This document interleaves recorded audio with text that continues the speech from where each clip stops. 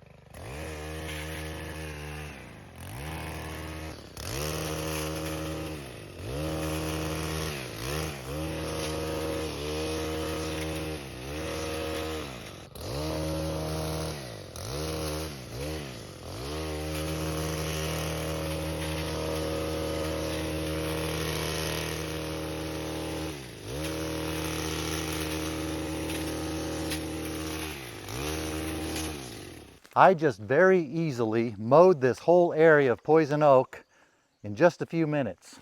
When it comes to mowing poison oak and small woody material like this, I think this thing's going to be a game changer. I finished this spot so quickly, now I'm going to have to go find something else to hack up. I think we may have created a monster here.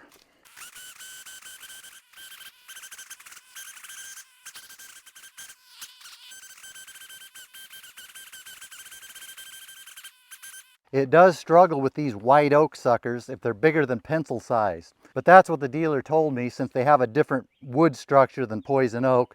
Poison oak can go up to about, well, a little less than thumb size.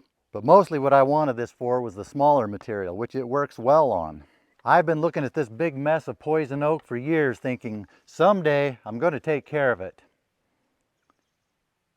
I think that day is finally here.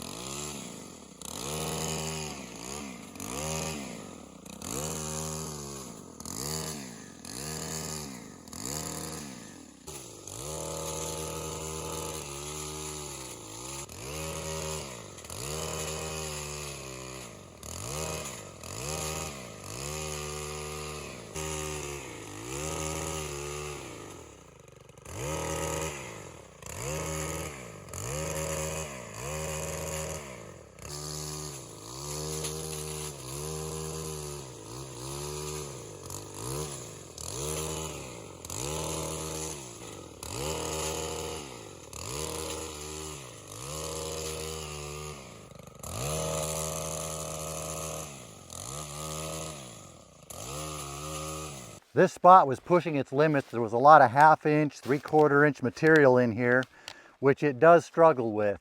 This kind of old growth poison oak is tough, but it still got the job done. Anything smaller than that, it has no problem with.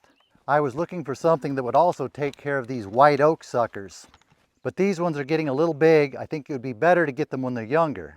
And that's what the dealer told me. Based on the ones we did up there, I don't think it will do well on these, but we'll give it a try.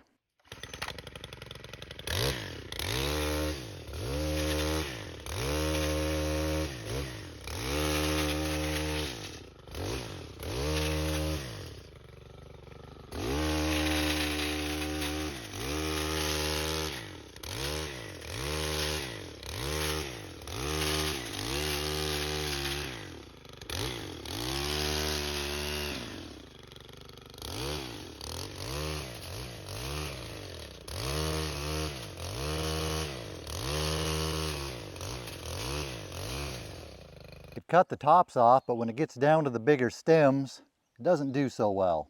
With white oak, anything bigger than a pencil is too much. It did well around this stump that was cut down 2 years ago because these sprouts were young and tender. So you have to get these before they get very old.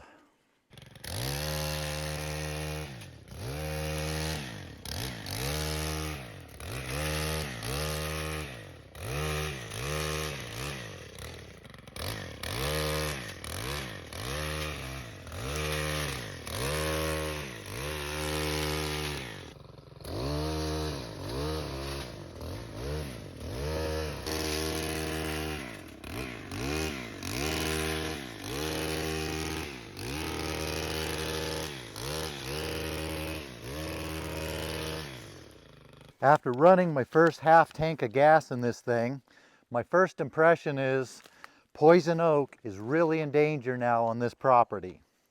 In a previous video I said poison oak blossoms are important for pollinators. I think these pollinators are going to have to find another plant. because I am really enjoying knocking down poison oak with this thing. When it comes to this pencil-sized and smaller poison oak, it cuts through it like it's nothing.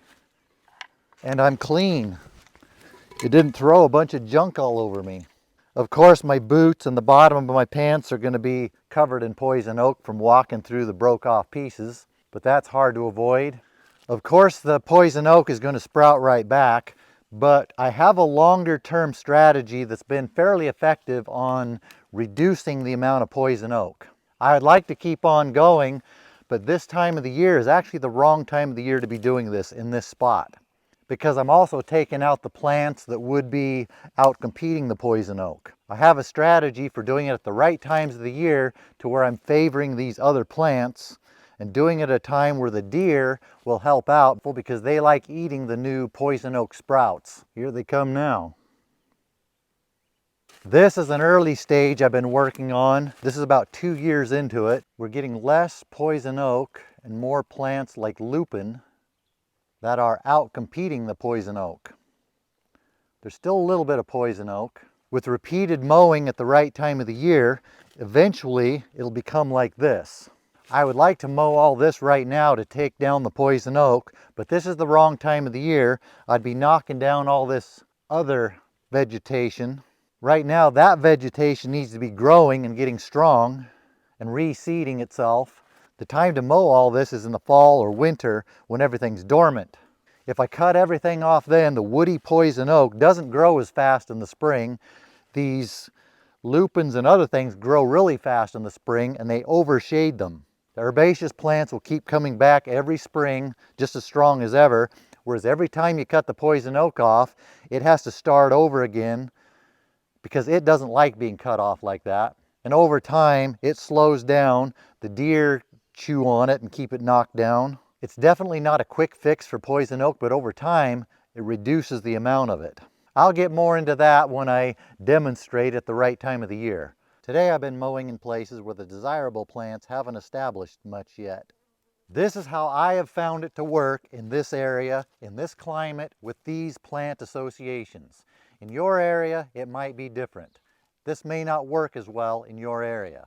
I'm learning I have to make that specification when I do these kind of videos. Just over this little hill where it's open, sunny, and more grassy, it's a different plant community, different microclimate. There's a different strategy there. In that case, I mow just as things are starting to dry out, which should be in another 2 or 3 weeks maybe. So I'll do a video about that and show you how I almost have eradicated the poison oak mowing at the right time. As far as this thing goes, it is meeting expectations and it's going to go a long way toward cleaning this place up. Although the engine is running a little bit rough at times. I'll have to look into that. Maybe it's that stinky, nasty Stihl 2-stroke oil the dealer put in it.